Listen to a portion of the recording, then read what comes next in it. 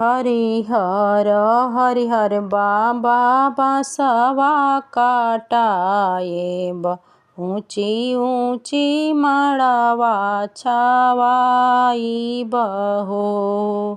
हरिहर हरिहर बाबा बांसवा काटाएब, ऊँची ऊँची माड़वा छावाइब हो।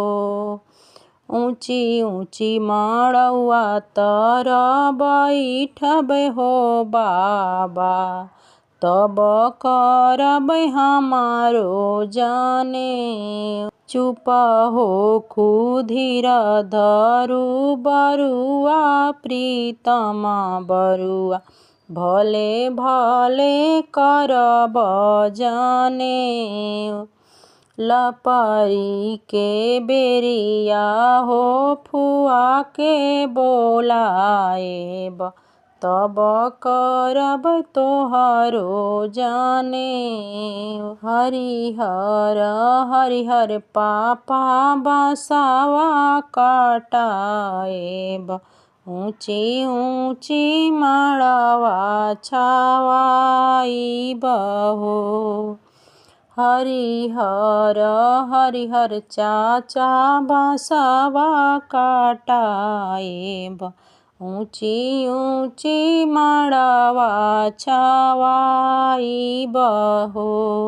ऊँची ऊँची माड़वा तर बैठब हो पापा, तब करब हमारो जाने। ऊँची ऊँची माड़वा तर बैठब हो चाचा, तब करब हमारो जाने। चुप हो खुधीर धरू बरुआ प्रीतमा बरुआ, भले भले करब जाने। लपरी के बेरिया हो आहिला फुआ के बोलाएब, तब करब तोहरो जाने। लपरी के बेरिया हो रीता फुआ के बोलाएब, तब करब तोहरो जाने।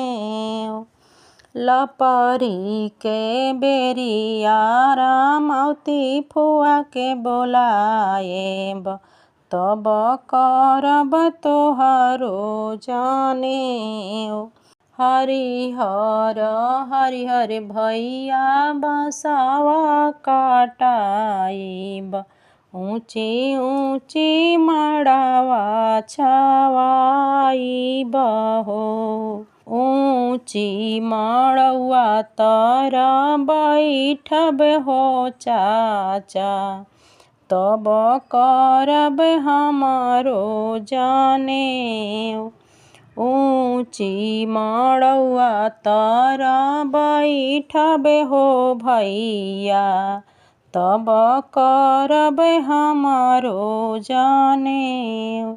चुप हो खुधीर धरू बरुआ प्रीतमा बरुआ, भले भले करब जाने। लपरी के बेरिया ही पूनम फुआ के बोलाएब, तब करब तोहरो जाने। लपरी के बेरिया हे पिंकी फुआ के बोलाएब, तब करब तोहरो जाने। लपरी के बेरिया हे गुड़ी फुआ के बोलाएब, तब करब तोहरो जाने। लपरी के बेरिया हो दीदी के बोलाएब, तब करब तोहरो जाने।